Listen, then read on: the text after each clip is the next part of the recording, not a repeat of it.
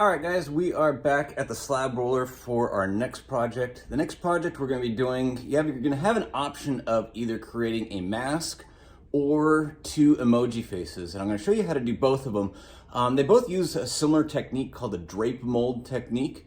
But first what we're going to do is we're going to go ahead and roll out our slab. Make sure that when you put your clay in, okay, it's nice and wide. If we put it in like this, it's going to be long and skinny, but we want it nice and wide to begin with so that we have plenty of clay there. Now, one thing you may have found out as we were doing the mugs, especially with everybody using the slab roller, oftentimes the canvas will get saturated and be really wet and your clay will end up sticking to it, okay? Let me bring you guys down here. But underneath the slab roller is this bucket of, basically this is just powder. This is just ground up clay. That works really good in the same way a baker might use flour to keep the dough from sticking on his table. We can use the powder just like a baker would use flour to keep the clay from sticking to our slab roller. So if you run into that problem, if there's a really big wet area on the canvas when you're using the slab roller, go ahead and grab some of that, okay? And it looks just like this. So I have my canvas here.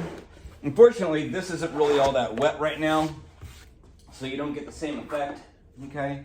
But basically what I'm going to do is I'm just going to sprinkle a little bit on there. If there's any big chunks of stuff, I want to get rid of those, but then just kind of spread it around. And what this will do is this should dry out that area that you were planning on putting your clay, so that when you put it on here, okay, and you drape that over, okay, it should be nice and dry and it should go through fairly easy. Then it's just a matter of pushing our clay through to get our nice big slab rolled out. Now you can also do this with two people. One person could put their clay here, one person could put their clay on this side. So that way when you open it up, one person's here, one person's there.